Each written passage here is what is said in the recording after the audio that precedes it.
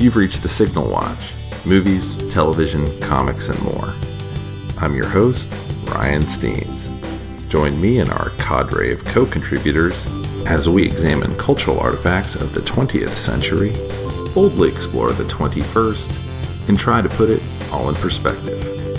Stay tuned. We're gonna try to make this work.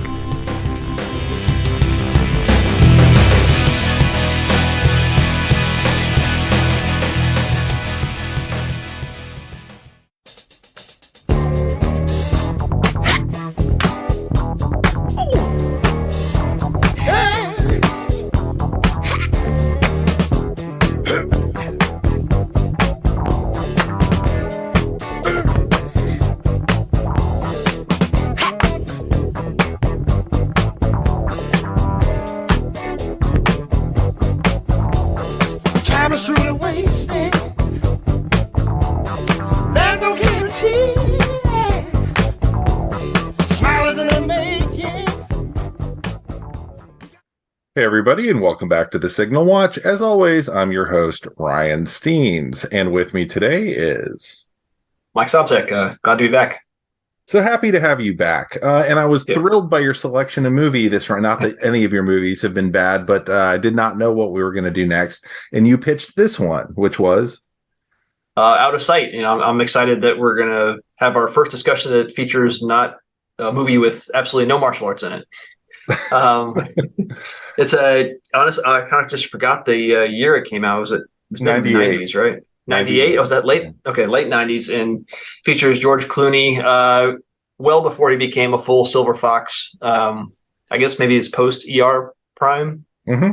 And Jennifer Lopez, surprisingly, as a very well acted, I don't know how to best to describe, like a cool crime caper. Not even, I don't know. It's almost more of a love story than anything else, kind of.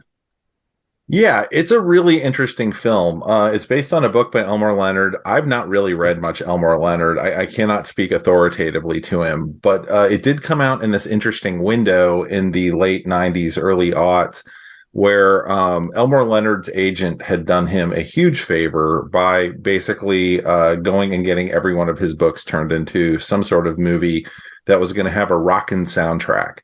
And a lot of them somehow, I'm guessing because he was a fan of the books, were produced by Jersey Films, which is Danny DeVito's company, which I think he's kind of abandoned to go run around and do It's Always Sunny in Philadelphia over the past 20 years. But it was a really interesting period in American cinema when this came out. And there's, I think, quite a bit to say about just that alone without even talking about the specifics of the film.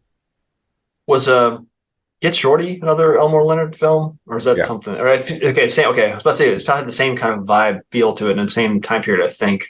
Yeah, it's a really. I'm going to go ahead and speak to this point, I guess, early on here. Yeah, I mean, Danny DeVito was kind of the weird king of the cinema, which is kind of referred to and becomes its own thing in Get Shorty. Which was a highly unlikely thing to have occurred. I don't really know what drove it. I was kind of baffled by it, even as it was happening, of why is Danny DeVito, the guy from Taxi and Junior, suddenly the darling of Hollywood? But he was. And it crime pictures, of course, post Pulp Fiction, everyone was trying to recreate the hipness of Pulp Fiction. This got paired with director Steven Soderbergh, who had been kind of the guy who was the tip of the spear for indie cinema really breaking out into the public consciousness with Sex, Lies, and Videotape, which I am realizing I've never seen as I say it out loud. So it was this weird triangulation of like all these factors, and out of that comes this movie that had an indie vibe. But I believe it's like a Warner Brothers movie, but that may have just been distribution from a Jersey Films thing, Danny DeVito's outfit. And this movie was huge when it came out and has subsequently been like utterly forgotten because of, I think, the roaring success of Ocean's 11 on the heels of it. I don't hear, I never hear anybody talk about it. And I myself realized I don't think I'd seen it since in the 21st century when you suggested it. I had definitely had flashes of memory around it because, if I can be candid, Jennifer Lopez. But the movie itself, I remember parts of the plot. I remember being thrilled. Nancy Allen makes an appearance at the end. I'm a Nancy Allen fan. It joined my Oh, is club. that who it was? The housekeeper Yeah. lady? Yeah, it's like I saw her. I was like, I know her, but I couldn't. I know I've seen her in things. I just couldn't remember what was the film I was definitely thinking that I knew her from. Dress to Kill, RoboCop, Carrie. Okay, RoboCop. Yeah, it was RoboCop. Yeah. And anyway, and of course, I believe Blowout is the other big one that people usually point to. But that and this movie catches everybody on their way up. It's a couple of people on their way, maybe to plateauing, but it's got, Clooney, as you said, Lopez, who basically staked out a whole career on this. Ving Rhames is on his way up. This is pre Mission Impossible and other things. Oh wow, yeah. Wait, Ving Rhames is in Mission Impossible, right? Yes, yeah, Okay. yeah. He's definitely later. Yeah, I think he's been through all the way through. Okay. Yeah. Steve Zahn, of course, had a couple of films by this point. Luis Guzman, and there was a couple of Don Cheadle, of course. Snoop. Go ahead. No, I was just saying that was Nick. I was referencing Snoop. I think it was what his name was in Out of Sight. Yeah. Catherine Keener in a role that I didn't realize I didn't know who Catherine Keener was at that time. And Albert Brooks, of course, is in it, and Dennis Farina, who NBC did us no favors when he had his own show by turning the Macarena song into his name. If anyone remembers that, if I can find it, I'll cut it in. No, please. It was a nightmare because they played it all the time. But yeah, it was this amazing kind of thing to go back and watch and go, oh, they're in this. Oh, he's in that. They're in that. Yeah, Michael Keaton. Yeah, with I guess the cross universe FBI Ray Nicolette. I don't know if off the top of your head you can remember. Ray Nicolette was a character in a different movie. I don't know, but does that ring any bells? It absolutely does, and I meant to look it up, and I completely failed to do so. So I will do that. Viola Davis is in this too. Lest I forget, in like her fifth role. Oh, he's also in Jackie Brown. Yeah. And I didn't remember. I had to look that up real quick because it was right there on the tip of my brain. Which is also kind of a funny thing because both he and Samuel L. Jackson went uncredited, which was kind of a hip thing to do at the time, to just kind of make a little appearance and not only let anyone know you're coming nor take credit for the movie. Yeah, because that was post Pulp Fiction, so yeah, he wasn't a small timer there, but he got a little bit of Tarantino-esque dialogue there at the end with George. Yeah. Got to monologue a little bit in the back of the police car.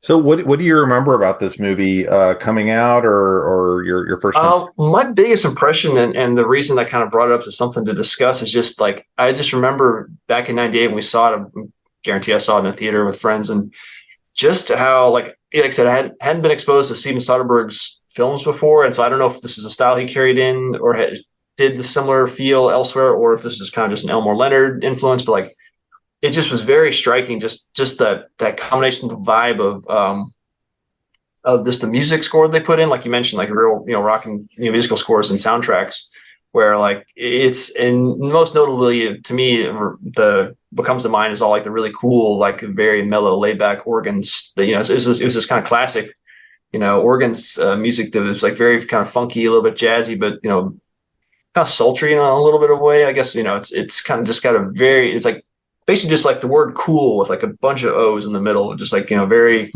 just had that feeling to it. And that just kind of was a very nice backdrop for the kind of banter that Jennifer Lopez and George Clooney engage in with as their characters, who were just, diametrically opposite, George being the outlaw bank robber and she being a federal marshal, I think.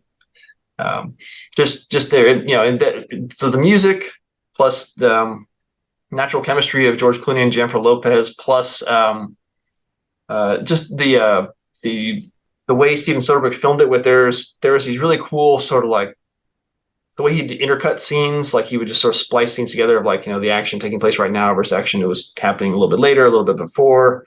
And most notably, like the little pauses, like there's always like these little, he would just kind of halt the shot for like half a second, just really kind of focus on like a moment in time. Like there's all these pauses where like George Clooney's talking or Jeff Lovis talking, and it's like a look.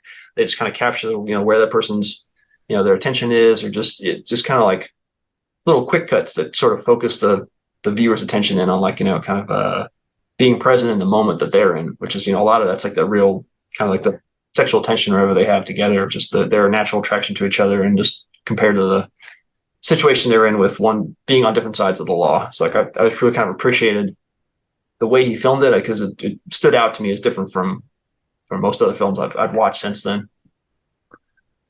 Yeah, I completely agree. I think that it's a really interesting film in that now you watch it and you might say, oh, that's so Soderbergh or so like of the time. But this was the first film that to me really felt or looked this way, that just had a tremendous impact on the rest of kind of cinema around this time, is all these kind of mid-budget crime movies and cool movies. And I do want to talk for a minute about the concept of cool in general, because I definitely thought about it during the film, partially because I've been partaking in a different podcast hosted by my friend Danny Horn. And he says cool should be outlawed in cinema because it generally forces people to do things that then are perceived to be cool, right? You have to do all of the like, they wake up in the first scene and they're in bed with, a hot chick. You never learn their name and you never see the character again. There's just, it's all very Playboy cool. Simpsons Poochie-esque of the things you have to do to show cool. The thing I think Soderbergh manages to pull off in this is everything is cool. The characters just are cool by nature of their confidence. They don't have to do anything in particular that's cool other than have good dialogue and not lose their cool. And the characters kind of don't through the entire film, even as they're going through their both external and internal struggles throughout the course of the film. Yeah. It's an interesting movie in that who he kind of lined up for it, and it wasn't just the cast. One of the things I wanted to mention was the editor is Anne V. Coates, and I don't know if she was the person who said, "Hey, we should freeze on this scene." But Anne V. Coates had edited such things as Lawrence of Arabia, the 1974 Murder on the Orient Express.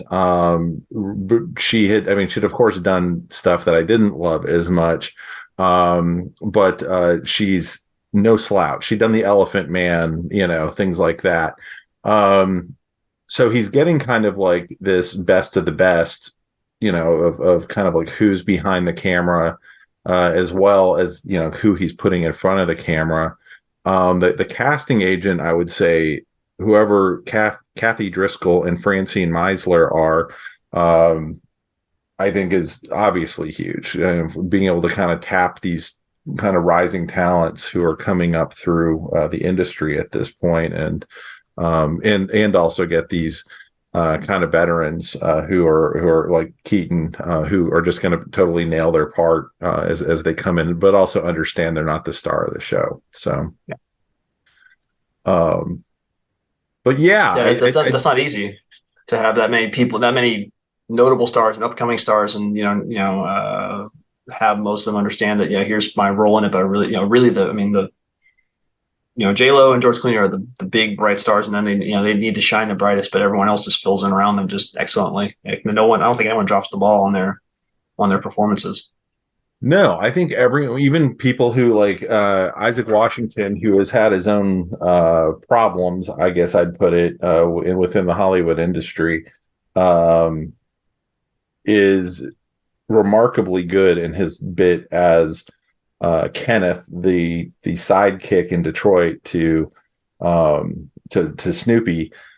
I think he's like, oh yeah, really, really good at being a really horrible person, and he is a horrible person. I don't know. I always had some issues, but he definitely understood the assignment for whatever it was. As does even the guy who plays White Boy, but then Dennis Farina, who at this point is a serious veteran of Hollywood, understands he's now the dad. You know, Mm-hmm. he's Yeah, no, not. he dove into it like, 100% gusto. Yeah, like he has that effortless type of chemistry. It's just like, yeah, Yeah. I'm Jennifer Lopez's dad here. He just knows exactly how to play it.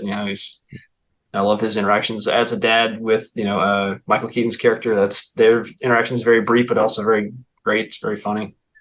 He's just kind of sort of skewering Keaton's. I think his one of his character traits is that he was basically not quite separated from his wife, but dating J Lo. So it's sort of, yeah, not a thing a dad usually likes to hear about. His daughter's new guy. Yeah, anyone who's in the business he's in, it would not be someone I'd want to be dating the daughter of.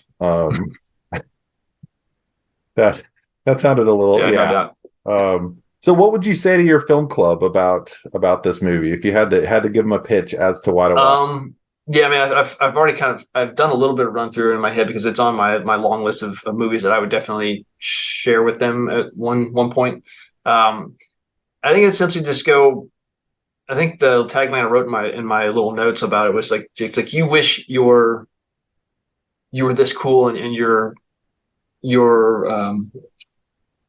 flirting was this effortless. Just this is quintessential. Just like, oh man, this, like I said, it's as cool as it gets. It's, like I said, self confident without being cocky. It's uh, you know, it moves along. Like, that's one of the things, is like it's a 2 hour movie, but like, compared to other 2 hour movies I've watched recently, it just flows. You just like, I was like, oh yeah, it's okay. It's already kind of wrapping up. They're already getting to the final thing. It just felt like it was a breeze to watch. Like, like their their sense of cool, their sense of composure just sort of like just moves the film along. And like, and even if you're not following all of the timeline, and I'll be honest, like, I think even the first time, and even now, like when I was watching it and I had the ability to pause and think or go back, I was like, I wasn't quite sure how the timeline all connected. Like, we can kind of get into that, but like, they just, the movie kind of goes, and even if you don't quite connect all the events, like, okay, why are they here now, and how did she know that he'd be here, or how did he know she'd be there, and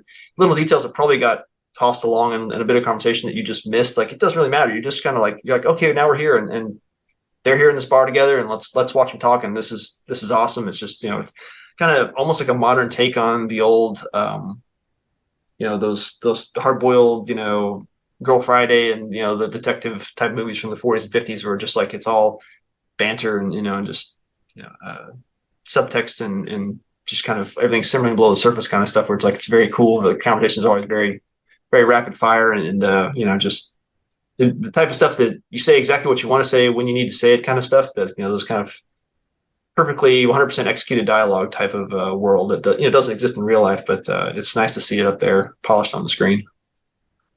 Yeah, yeah. I would definitely categorize this as being neo noir. I mean, it's Elmore Leonard, so you automatically get a big old check mark for that. But I think for all the things you just described, it includes some of the things that we hang on noir, as far as the dialogue, and kind of the very cool characters who are, charmingly cynical, and those sorts of things. At the end of the day, usually what I use to characterize anything is noir or neo noir.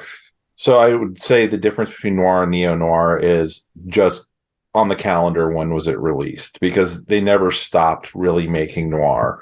But the original noir movement, as defined by Eddie Muller, who is known as the czar of noir, if you watch any Turner Classic Movies, is about 1946 to about 1957. It's a relatively small window, but it's kind of, as TV came in, it started to absorb some of what noir was doing, and the aesthetics of noir began to change. So I do agree. I think that I think Elmore Leonard's writing dialogue that's influenced by Chandler and Hammett, and all the other Gaddis and all the other guys who knew, like, people need to speak as if it's like rapid fire gunfire exchange. And that's part of what the patois was of the dialogue. And this is going back to like the 19 teens and 20s when these stories originally are coming out in Black Mask, and then carrying all the way forward. So the thing that makes this different is this is also a bit of a mix in with, it's a romantic comedy certainly, but it's noir because it's also a doomed romance. These two people are both in over their heads because of a thing they want to pursue that they know that they cannot have, which is kind of the definition of noir.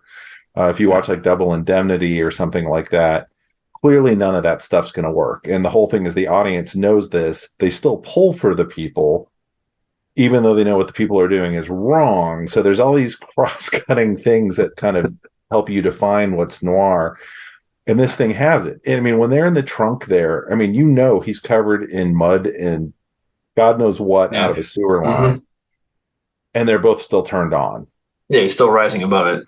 Yeah, that's sexy, man. That's hard to do. That's chemical. That's electrical. It's just instantaneous. Yeah, it's the undeniable kind of thing. Yeah, that they definitely sold that well. You know, with just, but not a lot. Like, you know, just like a little lingering shot of like his fingers sort of like idly tapping on her hip, but like not in like a like I said, like they kind of talked about later. It's not in like a creepy or aggressive way. It's just kind of, it's idle. Like, that's they actually talk about that themselves later. But like, yeah, I mean, because the conditions there, you know, especially for he's a criminal and she's, you know, not or whatever, that could have been a very dangerous or scary situation. But you know, because of that natural electrical energy, it's, you know, it just isn't that way.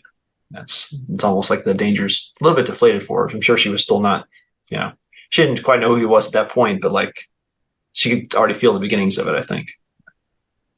Yeah. I think I was gonna say, like, you know, you just a point on your on the Doom romance. I think I was thinking about that too. Once you said that, I thought like, yeah, you know, it's a great setup because I mean, it kind of allows those characters to sort of, they can indulge in that romance, but like they know that like, you know, at best this is like a fling that already has a prescribed ending that doesn't end with them together. But like, you know, so they don't have to worry about the, you know, the long terms of everything. It's just they can just live in that instant, you know, the early, you know, new blossoming love phase and not have to worry about anything later on. So it's, I think it definitely kind of helped, you know, set the stage for them.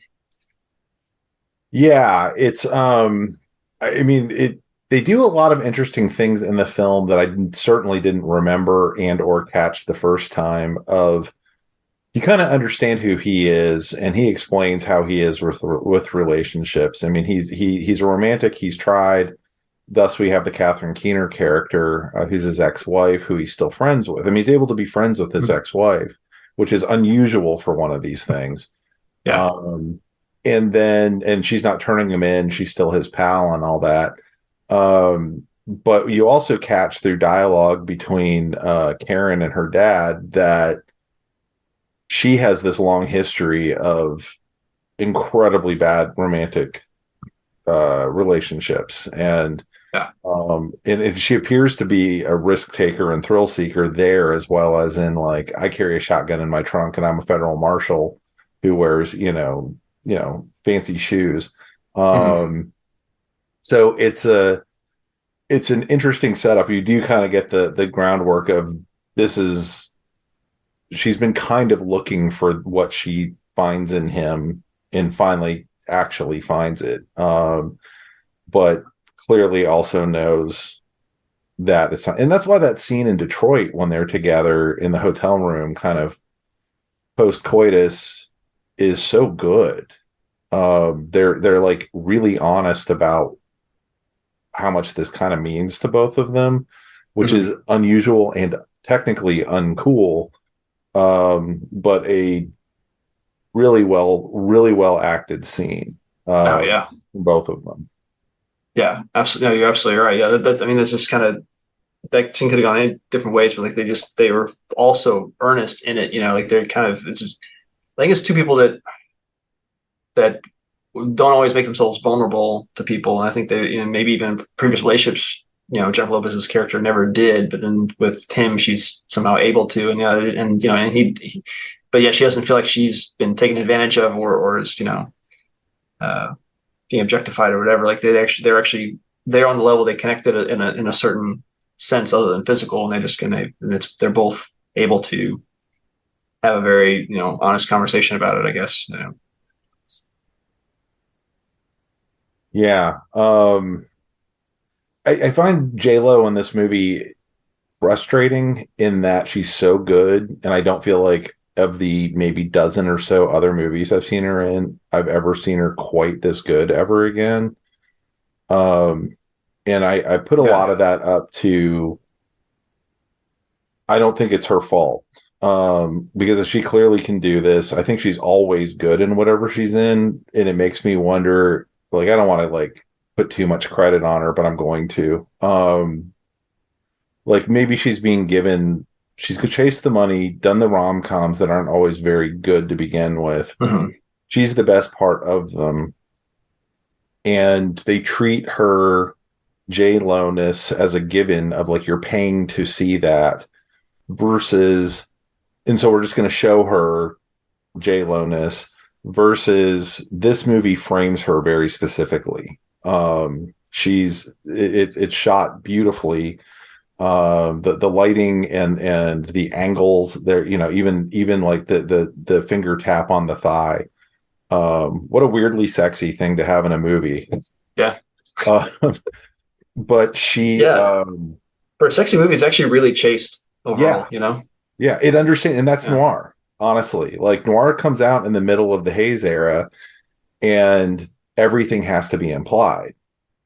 But everything is deeply implied. There's all kinds of stuff going on in those movies, and you really have to read between the lines. I mean, they won't even say someone's a hooker. They have to say they're a taxi dancer, or they work at a clip joint, or there's all this slang. But when people basically will just be in the room together, and they fade to black, and then they fade to them doing something else, and you're like, okay, I guess I know what happened in the ... there. Right.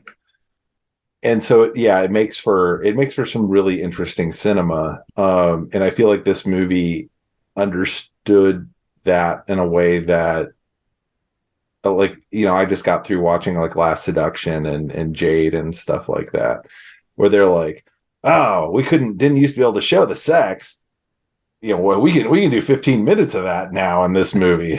let's make sure that's put front forward for the kids. Oh yeah. Yeah, completely different. Agreed. Actually, I've still never seen any of those, but yeah, I think based on podcasts I've heard you say, I probably skip them. Yeah, you're probably fine. Okay. But no, I mean but it's got, it's not just those two. It's this, full cast. We already talked about like Don Cheadle's in this movie and all these other people, but to your point that like the go ahead. No, I was just saying, the other characters, man, they as much as George and J-Lo kind of fulfill the cool quotient necessary of the movie. It's like, everyone else kind of picks up slack to like enhance their aura by just making their characters that much more either bumbling or menacing or whatever. Like I said, Don Cheadle and who's the second guy, Washington. Isaac Washington, yeah. Isaac Washington, yeah. Like those two together, they just, especially when they're kind of menacing. It's not Isaac, it's Isaiah. I'm so sorry. Isaiah Washington. Yeah. So when Cheadle and Isaiah Washington are kind of menacing Steve Zahn's character, just kind of like, they have having those like conversations, like when they get into the car Steve Zahn stole, and they're like, hey man, if I say it's my car, it's like, this is my car. Just that kind of like hard truth of like, look, don't make me, don't make this a matter of like violence and force, because we know how it's going to end. So just, I'm taking your car, essentially. That kind of stuff. Like they just have that cool, cold, calculating menace of just like, sorry, dude, you're on the wrong end of the equation of the physical scale here, and that's that. So hard truth kind of thing. Yeah, they kind of flesh out that feeling of menace, like the boxer that J-Lo goes to talk to, tries to like tussle with her, and he's kind of has that very, they're basically all those examples of male behavior or aggression that George Clooney doesn't have in his character, and this is further highlights, elevates, how he treats women and all the other aspects of that are, more admirable, I guess.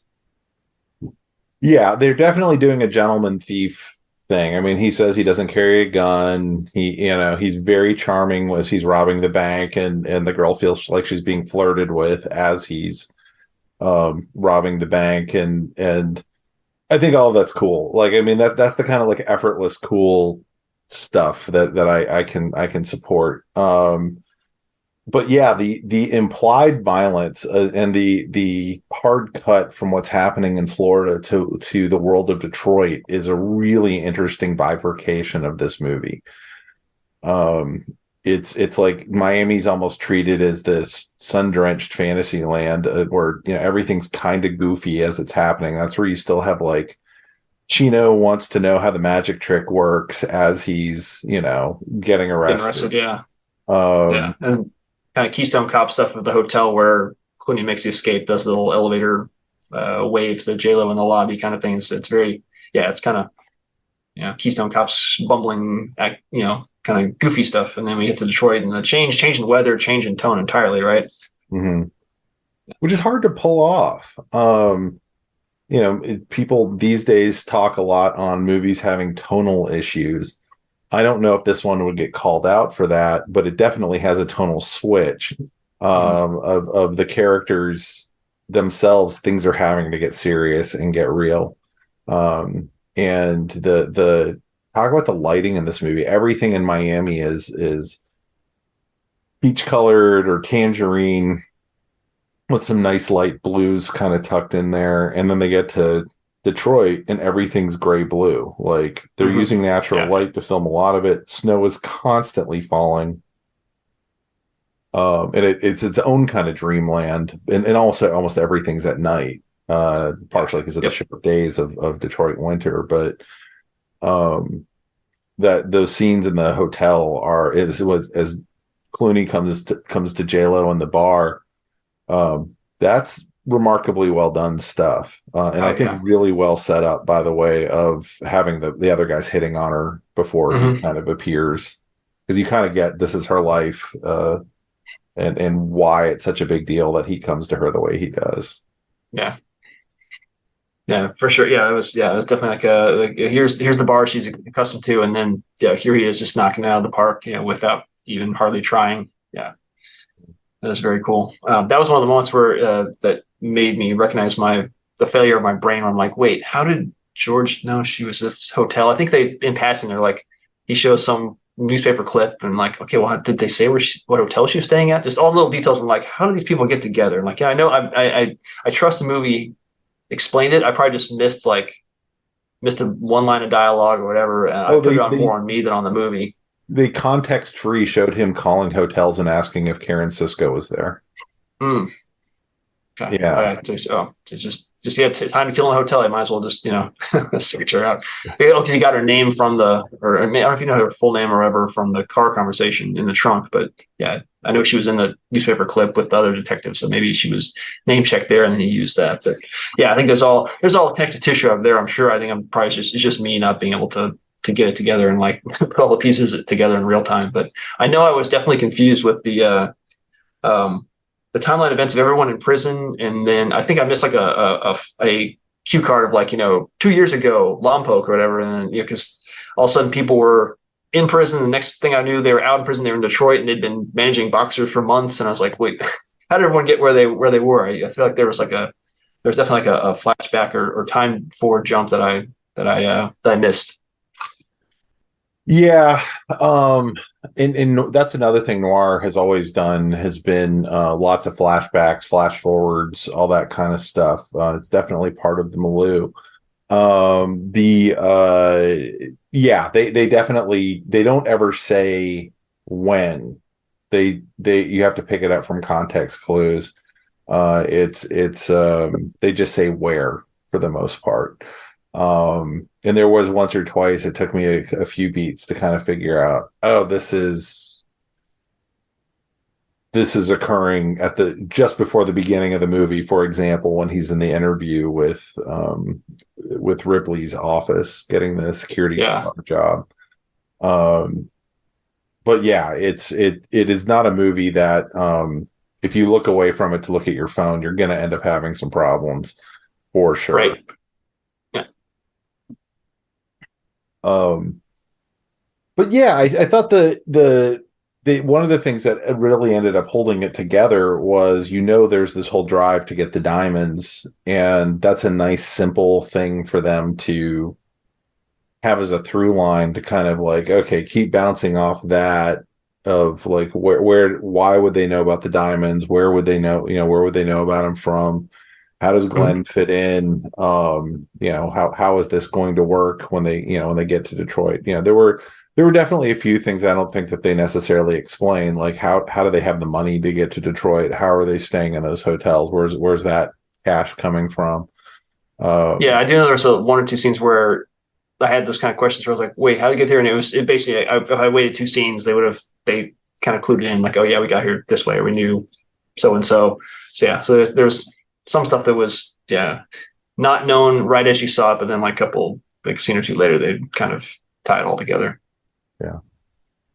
But yeah, it's I think a interesting in itself, and interesting in the kind of Ocean's 11 then kind of comes behind this thing. This thing did very well in the theater. It was one of those word of mouth movies where it did okay, and then people just kept going to see it for a while, back when that was a possibility. And then Ocean's 11 comes out, and it was so star-studded. I mean, everyone that at this point wants to work with Soderbergh and be in this thing, partially because I don't know if you'd ever seen the original Ocean's 11. Oh no, the Rat Pack one? No, yeah. Never seen that. It's a lot of fun. I totally recommend it. Very different movie from the remake. But yeah, it was anyway, that thing was a cultural force and has had, I think, to date, like 4 sequels or something like that. Yeah. They just keep making them. On and on. Yeah. But yeah, it's a fun thing, but I would definitely tell like young screenwriters, this is a really interesting way, to think about character, to think about how you can kind of deal with timelines, how you can deal with everybody having their own motivations, being completely at odds, but finding ways for them to still deal with each other without screaming or shooting or, any of those things. Even like the scene you referred to in the back of the car, how do you show real menace from a character, like effortless menace? And I mean, you credit Don Cheadle all in the world, as much as you want, but there was something on the page there too, that he was able to work with. So yeah. Oh yeah, that's a lot. Yeah, there's a lot of like good, like I said, film school examples in there. I think I think the keys. I don't know. You could argue different, but I would say like if there was one scene that was going to sum up the movie itself, it would be George and Jennifer's conversation at the bar, right? Because the way they filmed that is like, once they settle in and really have their conversation, just the two of them, that's when it starts kind of jumping. Like I said, the organ kicks in. So it's got this very mellow, sort of like unhurried vibe to it. They're talking, and then they're intercutting scenes of like them. Okay, now it's because I think at that point it's maybe implied like, look, we already know they're going back to the hotel room, and so then they decide to intersplice it. They're like, well, let's just hear their whole conversation in real time, but we're cutting scenes here and there of them just kind of in the hotel room, just having that sort of the interstitial moment where they're just, okay, we're here, let's have a drink or whatever. We're just, it's like kind of that, not quite awkward because nothing that they do is awkward, but just at the moment, like the pause, the potential is all still there. And then, but they're still talking in real time just about, what's bringing them together and all stuff, the talk they're having at the bar. I just think it's a really I hate to say the word cool, but it's just a really neat way they put that together and to keep it classy too. Like I said, both them getting together and then, the afterglow, like you said, it's all implied in noir, and they really held up that tradition really well. And I just imagine that most people who'd seen that, like me, just had never really watched any of the old noir of the 40s or 50s, and just that's probably their first experience with that kind of just that vibe. So that to me is like, if I was going to show anybody that a scene from the movie, it would be that one for sure. I mean, there's definitely a maturation by this movie of that. If they were going to do something like that in a movie from the 40s or early, through the 50s, it would have been a few lines of dialogue. It would have been a 45-second banter, and it may have revealed one thing about the characters. That scene is able to carry it. It's able to not just rely on it. I mean, there's genuine things going on with the characters underneath it. I mean, the whole thing of like, I've forgotten Clooney's character's name, Jack, saying, let's cut the crap. I'm Jack. I'm not whatever the name is. I just knew that we were playing this game because I don't want to play a game. I don't, that's not what I want this to be. And it breaks expectations with both Karen and with the audience at that point of what's, and then you realize things are getting very real, for him, and thus for her. He's pushing past that. I mean, it's been a very long time since I've been on, first dates or whatever. But when you do kind of cross that moment of, I'm having a real conversation with you now. From I'm trying to woo you or impress you or whatever is a fairly significant moment. You have children. You've been married for a long time. I'm assuming it's been a while for you as well. Yeah, I remember the days. You're right though. That scene, basically when you get to that point of a relationship, it's such a gigantic leap from being on the phone, like kind of taking a sample sniff of her perfume, just kind of like, there's still like such a separation and distance of it that, even though they're talking, bantering over the phone, but like there's still like the safety of like, we're not together. We're just, this is all still just untapped potential or whatever it is. But then, once they get together, it's like, okay, that's where you got to get real. And they sell that as well as they could possibly do it. And I think it's what makes the ending both great and tragic and all the things it kind of is. Of at the end of the day, I don't think it's a knock to say these characters then have to still be themselves, because Clooney at the end of the day is taken down by the fact that he is actually a good dude. He looks at Buddy and says, they're going to rape her. Like I can't let that happen. So go be rich. I'm going to go take care of whatever I've gotten you into here and gotten her into here. And with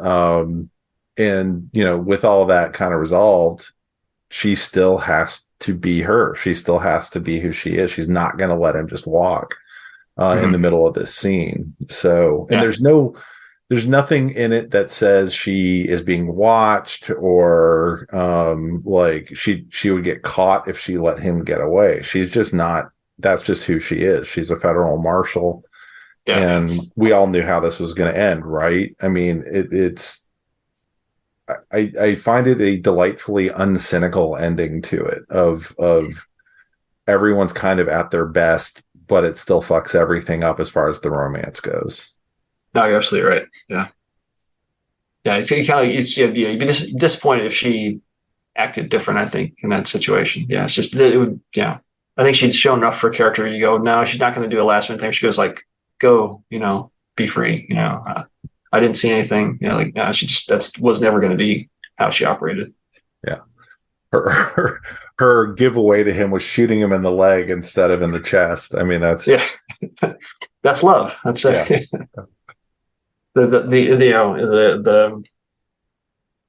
ability to not shoot center mass. Yeah, that's love.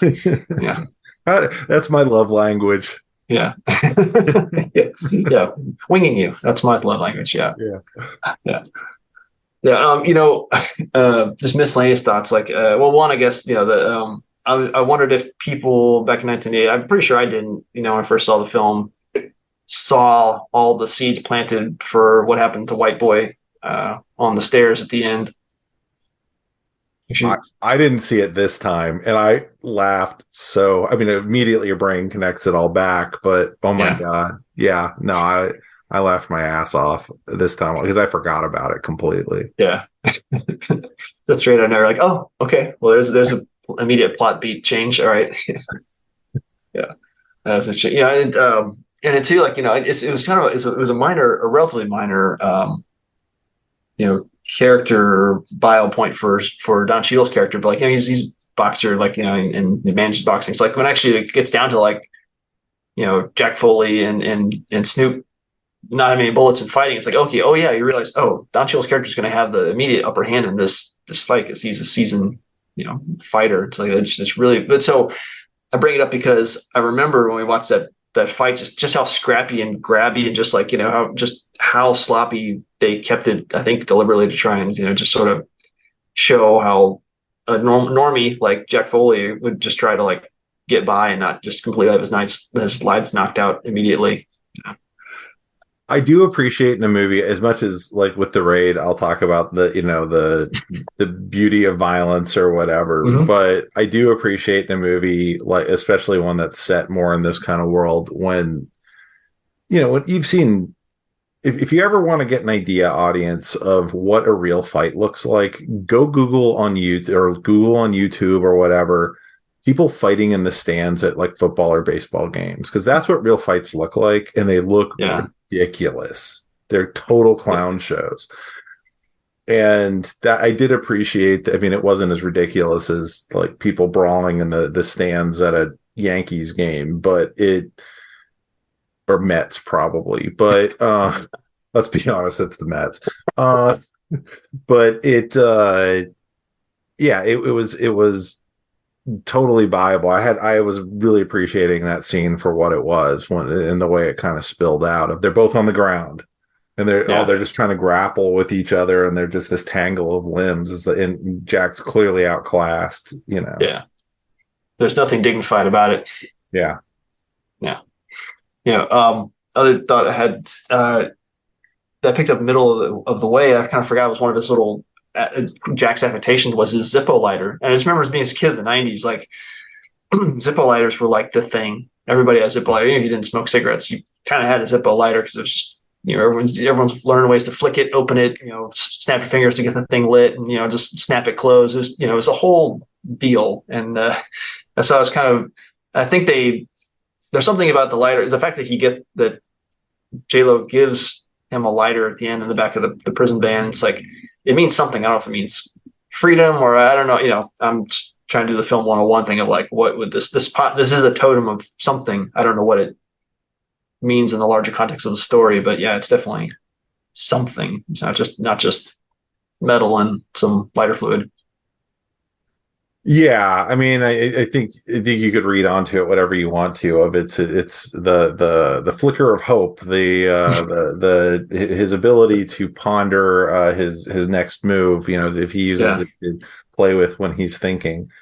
Spark of romance. Yeah. There's I think there's a lot of things, but I do think I mean, he doesn't smoke in the film. Yeah. But he's ready. He's got his Zippo, and he likes to monkey with it. It's funny. I thought about the lighter a bit, like at least as far as an artifact of the 90s as well, partially because like I think the day before I'd watched an episode of Seinfeld that was in a period where Kramer was just smoking in Jerry's apartment. Like when the series started, Kramer was a smoker, and then they kind of turned into a cigar thing. And I was like, my God, people would just smoke on TV in this period, like, and we didn't think anything of it. So now it makes your show rated R. It's now an MA rating with an advisory at the beginning. Yeah. Yep. Yeah. Oh my God, you're going to see someone smoke a cigarette. Everyone, tobacco usage. Yep. Get ready. That's hilarious. I thought that as I watched the last scene, with the George Clooney and Samuel Jackson just kind of talking to each other, where Clooney's half talking to J-Lo essentially through their conversation, and thought about it from Samuel L. Jackson's character's perspective, that like, I think one of the last things George Clooney says is like, oh yeah, maybe she thinks we have a lot to talk about, on this long ride to the Florida. And so that subtext is directed to J-Lo. It's like, we're get to spend more time together. But like, as far as Samuel Jackson knows, he's kind of like coming on to him or something. It was kind of like a flirty line that like, like for just two guys in the back of a prison van together is just sort of like I think he would be quizzical as to what maybe what he's getting at. But I don't know. They just Yeah, it is kind of funny because you do think that you do realize one, there's a driver. It's not just J-Lo driving him down. So there's no chance he's going to escape on the ride down. But then you also know maybe he can't talk freely to her the whole way down. That's true. Yeah. But then he's also now he can, however, slide to the back of the van and talk to this guy about how the prison is laid out, for a few days on the way down. So, I mean, he did already escape once. So that's true. He has valuable information. Yeah. But yeah, it's a nice little setup, and again, no credit for Samuel L. Jackson. He did not take one. His character was not named anywhere in the credits, or I'm assuming in the promotional materials. So I wonder if he's a big Soderbergh fan. Just so yeah, I'm gonna get in on that. But I think the man knows how to generally pick pretty good movies to be in. Yeah, and I don't think he popped up in any of the subsequent Ocean's movies, and I haven't not watched enough of the other Soderbergh stuff that's come out to say. It didn't remind me there was a movie that came out by Soderbergh I have begun to realize things that I watched during the pandemic in particular. I have something of a mental block on them. I have never seen any of the Magic Mike stuff. I should probably start there. And I've been told I'm wrong for not having watched them. So I will circle around to the Magic Mike movies. But he did have a period crime movie that I'm trying to look up right now, and my computer's being a real jerk and not showing me the movie. No Sudden Moves. All around. Sudden Moves. Yeah, I don't think it was a Netflix thing. It's really good, and but because it was a Netflix thing of like, if you didn't watch it in the first 24 hours, nobody talked about it afterward. Yeah. But I would definitely suggest, because if you have Netflix, it's available probably still for free on there. Giving it a shot. It was okay. It was a really, really good film.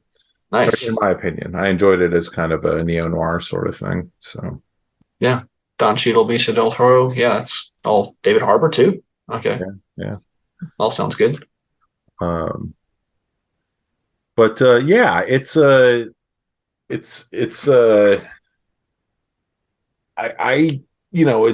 not every once in a while we hit a movie I haven't seen in a couple decades. It's like I feel like I kind of am remembering it through a dream or whatever, because it's been so long.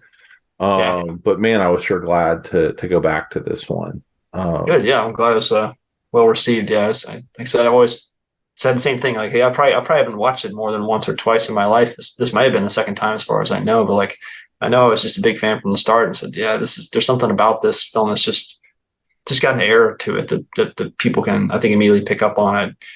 If someone were not a fan of this, I'd be curious to see, the alternate take on it. But yeah, I mean, I feel like it's just an easy, just the barrier to entry to like appreciate what's going on and kind of get into the vibe of things. It's so low. It's just, I think people can just slide into it and go, okay, yeah, I can appreciate this. I dig it. What they're saying, how they're moving. It all kind of just comes together really well. Yeah, well, I remember when it came out. I mean, Ocean's 11 certainly was something that was cross demographically very popular. There's no question about that. I remembered in particular when Out of Sight came out. This is back when they reported more on these things or talked about them more. But this is back when they're like, there's women's movies and men's movies, and one has Arnold Schwarzenegger and one has Meryl Streep or whatever. I feel like some of those walls still probably exist on a spreadsheet somewhere, as they're trying to figure out. I hear about the 4 quadrants. I have no idea what the quadrants are. Oh, wow. But my assumption is it's age and gender. But I think with this film. I remember women in particular. I mean, George Clooney, of course, was a big deal at the time, and I'm sure a bit of a draw. But because of the nature of the romance, the respect that the characters had for each other, I think ended up helping quite a bit. And of course, the character is a mess. Karen Sisko's a mess without being a movie mess. Like, and if you go and watch her in Parker, which I'm not sure I'd recommend necessarily, but it's part of the Parker series of novels they've turned into movies. She's definitely playing a movie mess in that. She lives with her mother. There's lots of wackiness, and her mother has chihuahuas, and the whole nine yards. And in this, she's just maybe is dating the wrong guys from time to time. That's pretty much it. The rest of it is she just needs to get ahead in her career, and she's doing her best. So. I think that it was interesting that I think that probably really helped the movie, rather than it just being yet another crime movie that was kind of fitting a different sort of quadrant. Are you Googling the quadrants right now? Is that what you're doing? No, I was fighting my stupid headphones again. Oh, okay. Can you hear me okay, though? Yeah, you sound great. Okay. Yeah. They're just shutting it off and going straight to the computer audio or computer speakers. Yeah. So if you're good, I'm good. I'm good. Yeah.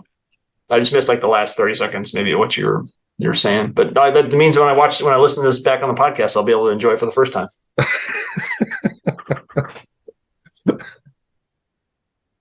I don't know about enjoy anything, but yeah, I was right. The 4 quadrants are male, female, over 25, under 25. So nothing seriously super weird about any of that. I've been out of one of those quadrants for a long time now. Yeah. Yeah. It's been a long time since you've been a wee girl.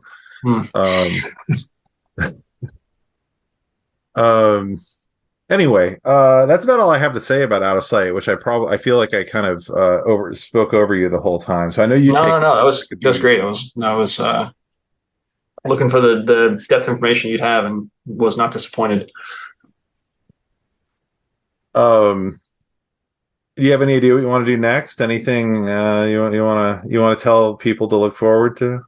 Honestly, I mean, I think I'd love to talk No Country for Old Men, because I love the Coen Brothers movies, and that's probably my favorite of all of them. Okay.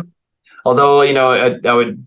On the George Clooney line of things and the Coen Brothers line of things, I wouldn't be against talking about Or Brother Where Art Thou, because I haven't seen that in forever, and I know I enjoyed that. It's on the goofier side of the Coens filmography, but it's good. But I mean, definitely top spot still goes to No Country, just because I think that's just a tour de force on so many different levels, and that's definitely going to be in my company's movie night lineup at some point in the future for sure. Besides that, I mean, we could, you talked Predator already, right? Oh, yes. Arnie Fest, I'm sure that's been covered. I think 2021, yes. But we've not talked Prey, so there's all kinds of stuff out there. I need to see that. I heard it was good, or at least I heard it was some people have said it was like the first real spiritual sequel to the original Predator in terms of quality. I don't know how that. We can look into that if you'd like. Yeah. So anyway, Mike, thanks so much. I really appreciate always whenever you come on, and certainly your thoughtfulness and movie selection. And as I do with all my guests, that's no shade on anyone else. I appreciate it. Yeah, this is a lot of fun. I really enjoy the talking, and just having a chance to catch up with a really good movie too, and then catch up with you. Yeah, man.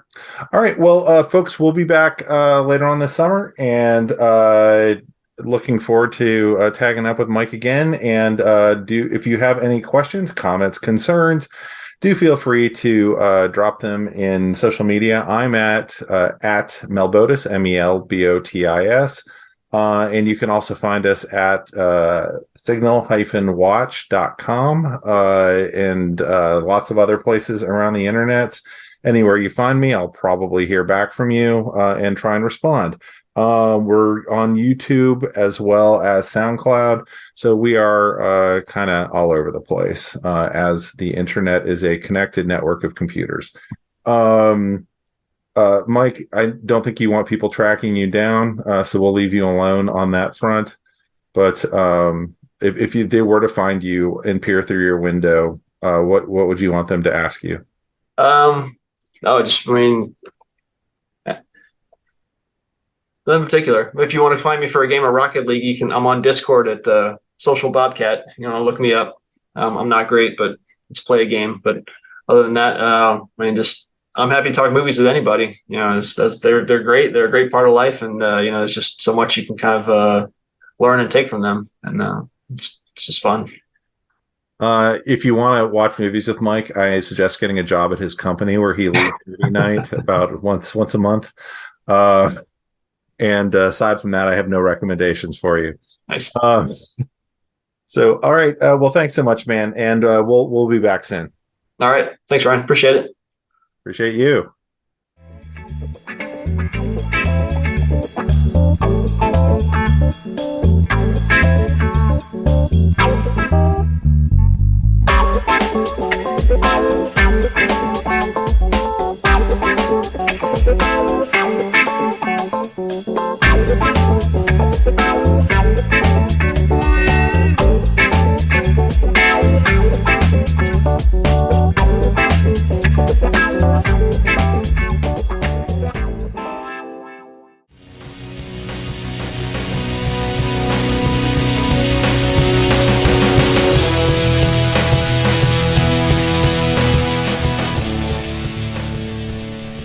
That about wraps it up for this edition of The Signal Watch, a production of the League of Melbotus.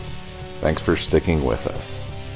If you enjoyed the podcast, we invite you to drop on by the Signal Watch blog, where you'll find write-ups of a wide variety of movies and more. We'd love to hear from you, so find us online and let us know what you think. Whether you prefer email, blog comments, or social media, we'll be happy to hear from you. We'll be back soon with more exceedingly high-quality content. So, until next time, God damn it, babies, you've got to be kind.